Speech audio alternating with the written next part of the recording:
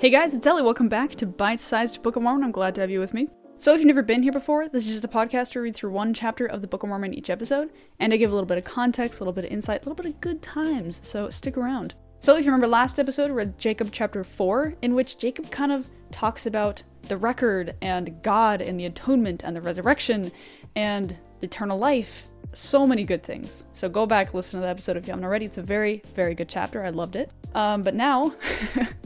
we are going to be reading the longest chapter in the Book of Mormon at 77 verses. So there's probably going to be proportionally fewer comments for this chapter because it's so long. So it's just going to be a lot of reading. Also, it's like a pretty historical chapter. And so it's a very, very long parable, basically, that Jacob paraphrases from a different prophet. So yeah, I think without further ado, let's dive into Jacob chapter 5.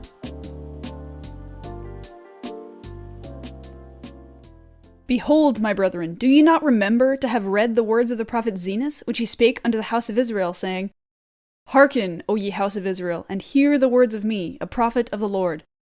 For behold, thus saith the Lord, I will liken thee, O house of Israel, like unto a tame olive tree, which a man took and nourished in his vineyard, and it grew and waxed old, and began to decay.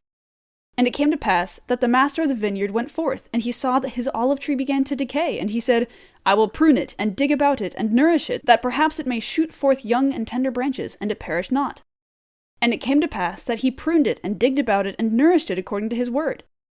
And it came to pass that after many days it began to put forth somewhat a little, young and tender branches, but behold, the main top thereof began to perish. So, as you can see, this is just going to be a very long parable, all about kind of the history of the people of Israel, using a tame olive tree to kind of signify righteous, and wild olive tree to kind of signify wicked.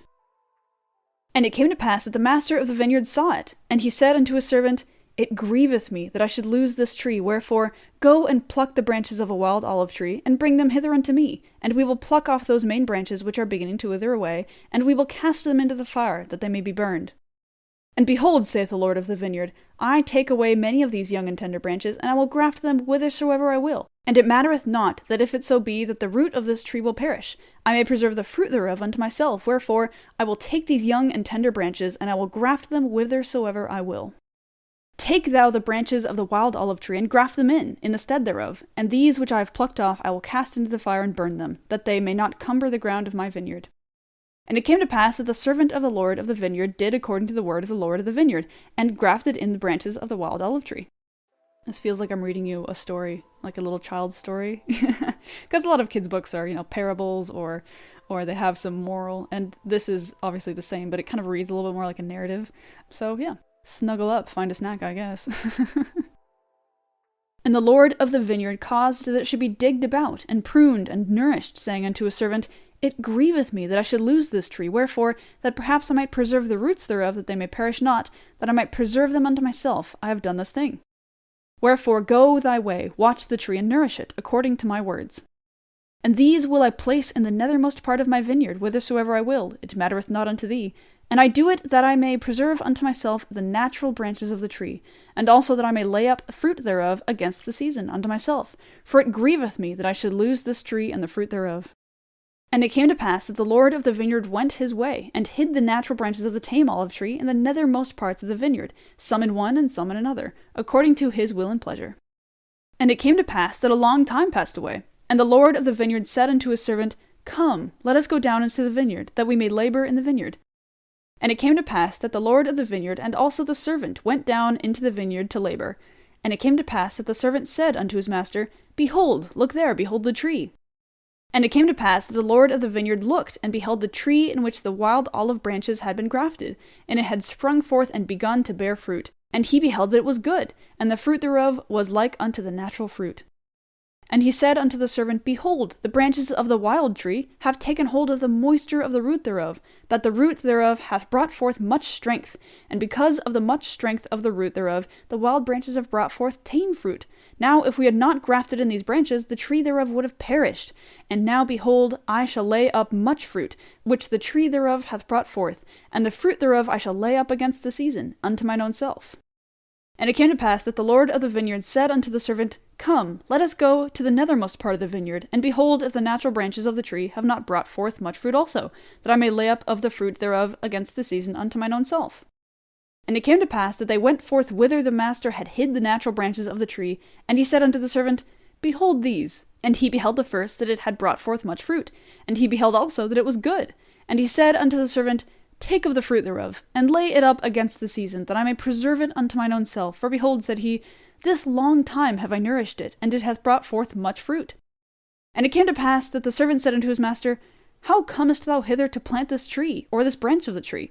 For behold, it was the poorest spot in all the land of thy vineyard. And the Lord of the vineyard said unto him, Counsel me not. I knew that it was a poor spot of ground, wherefore I said unto thee, I have nourished it this long time, and thou beholdest that it hath brought forth much fruit.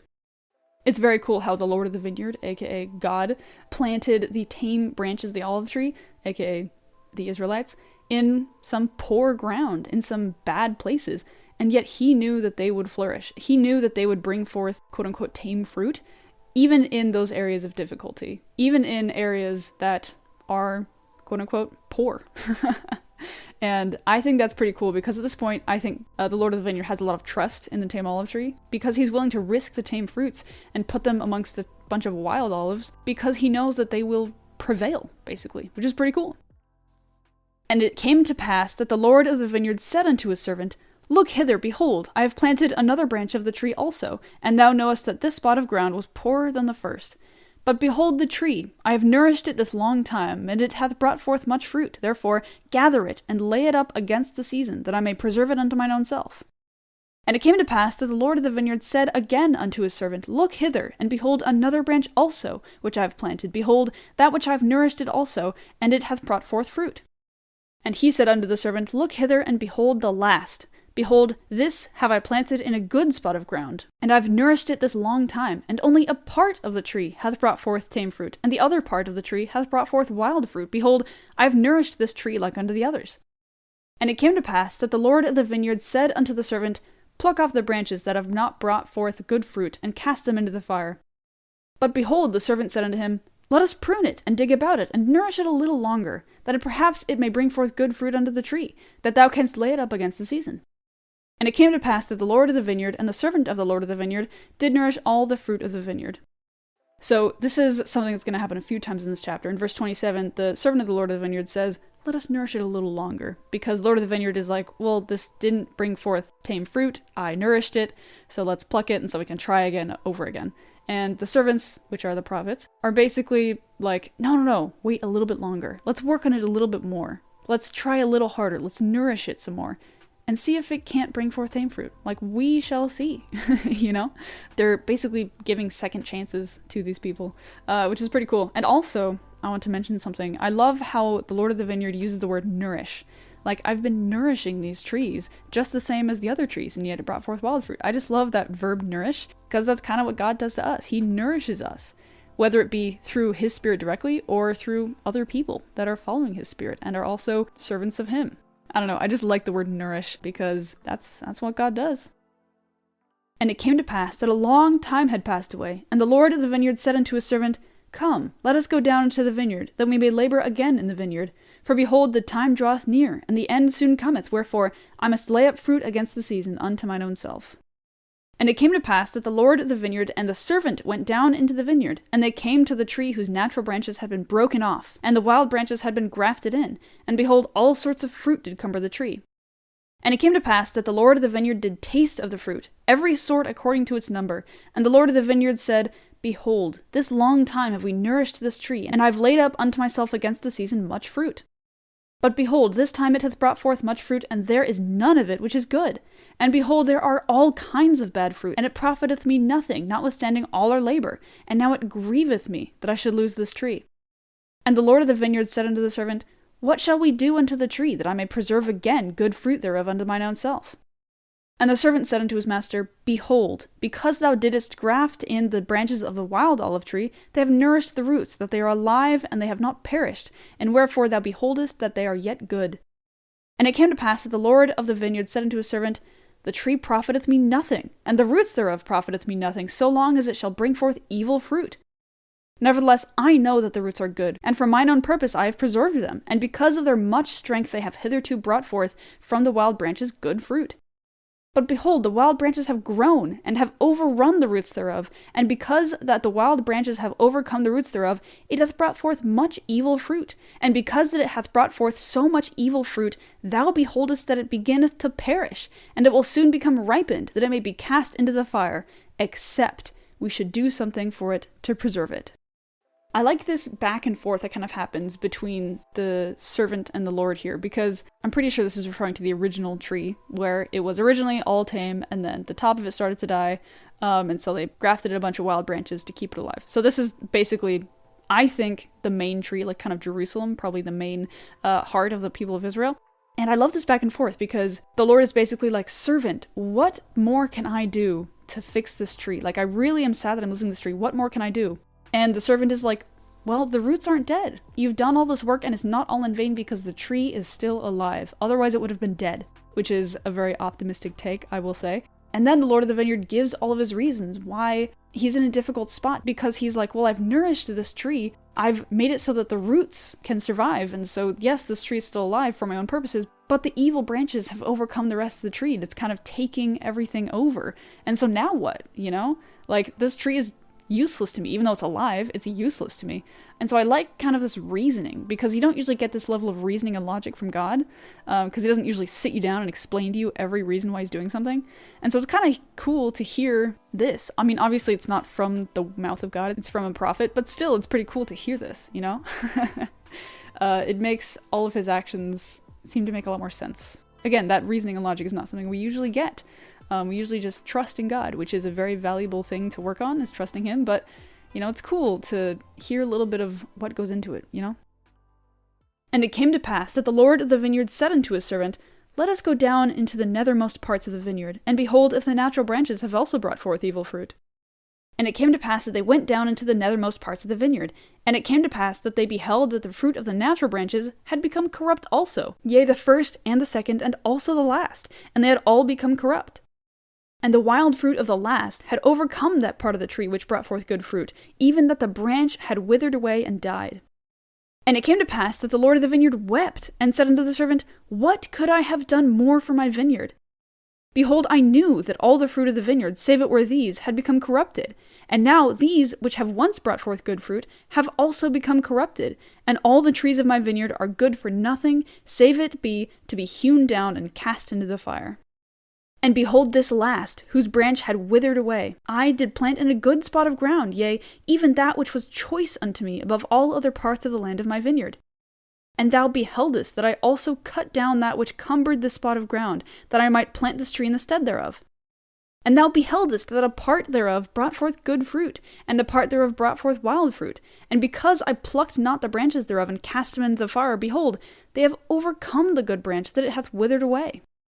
And now behold, notwithstanding all the care which we have taken of my vineyard, the trees thereof have become corrupted, that they brought forth no good fruit. And these I had hoped to preserve, to have laid up fruit thereof against the season, unto mine own self. But behold, they have become like unto the wild olive tree, and they are of no worth, but to be hewn down and cast into the fire, and it grieveth me that I should lose them. But what could I have done more in my vineyard? Have I slackened my hand, that I have not nourished it? Yea, I have nourished it, and I have digged about it, and I have pruned it, and I have dunged it, and I have stretched forth mine hand almost all the day long, and the end draweth nigh.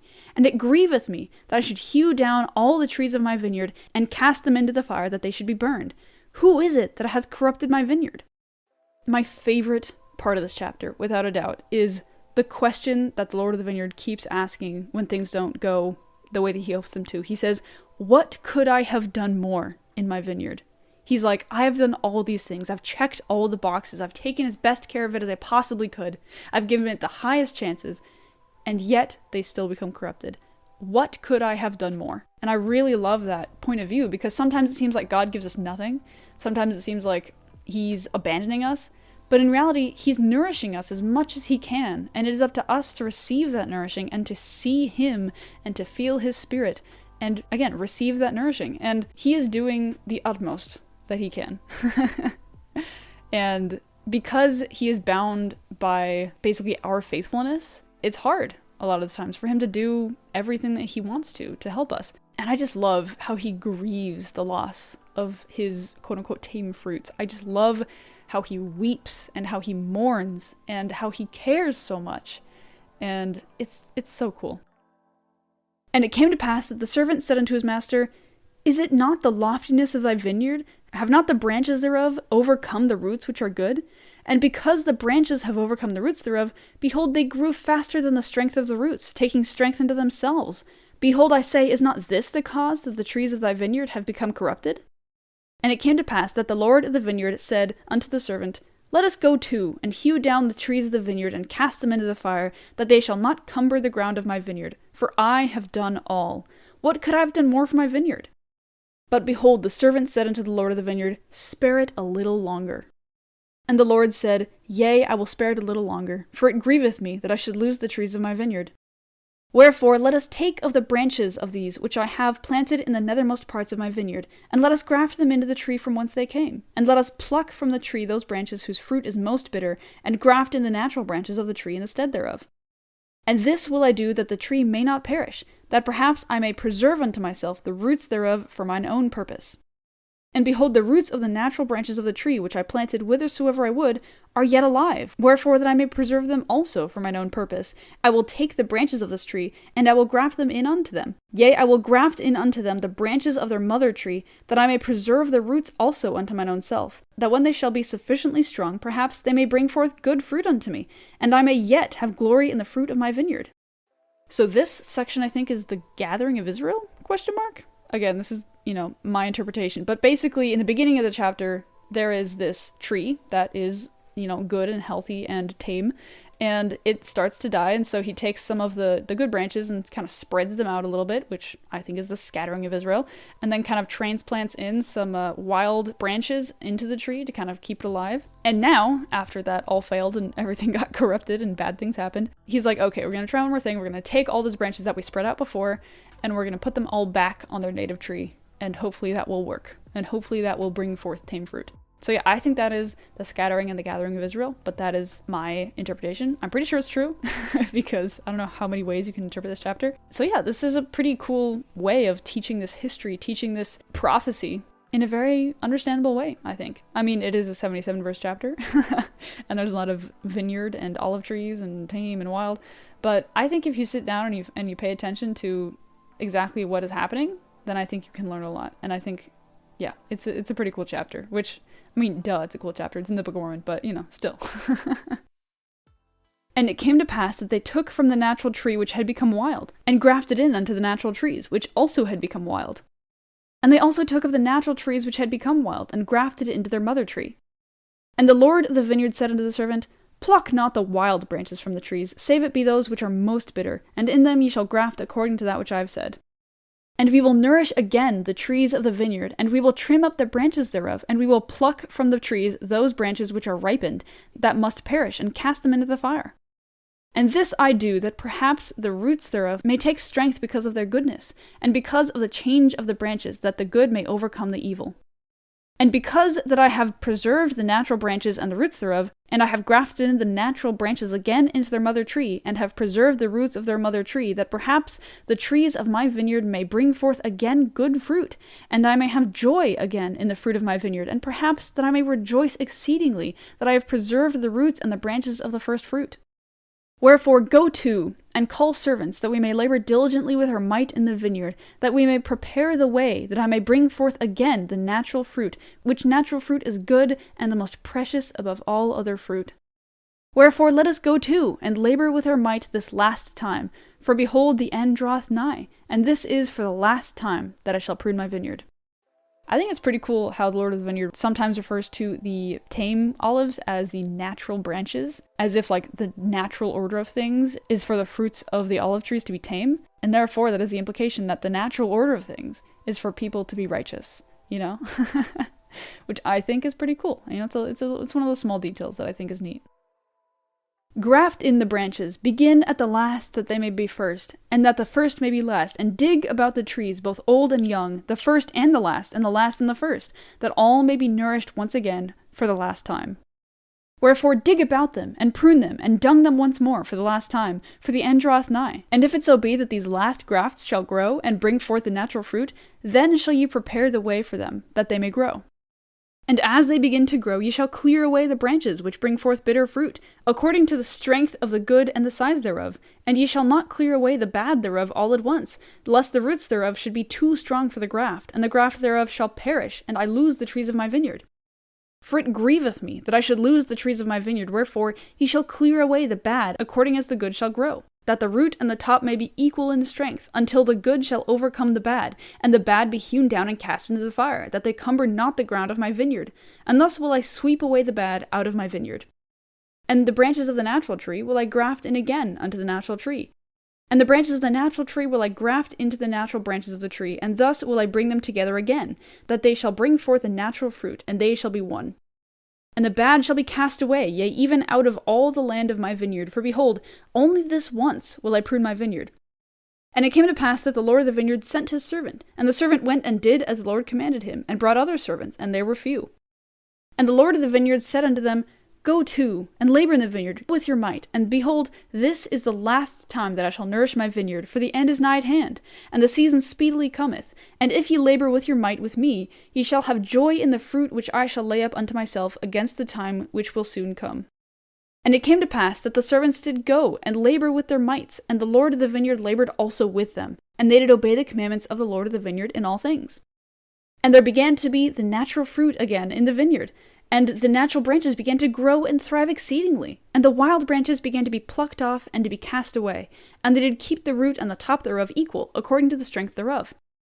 And thus they labored with all diligence, according to the commandments of the Lord of the vineyard, even until the bad had been cast away out of the vineyard, and the Lord had preserved unto himself, that the trees had become again like the natural fruit.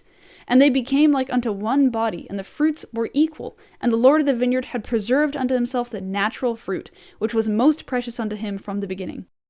And it came to pass that when the Lord of the vineyard saw that his fruit was good, and that his vineyard was no more corrupt, he called up his servant, and said unto them, Behold, for this last time have we nourished the vineyard. And thou beholdest that I have done according to my will, and I have preserved the natural fruit, that it is good, even like as it was in the beginning.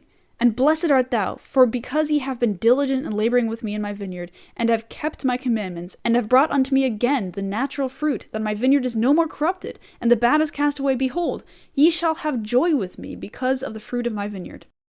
For behold, for a long time will I lay up of the fruit of my vineyard unto mine own self, against the season, which speedily cometh. And for the last time have I nourished my vineyard, and pruned it, and dug about it, and dunged it, wherefore I will lay up unto mine own self of the fruit, for a long time, according to that which I have spoken.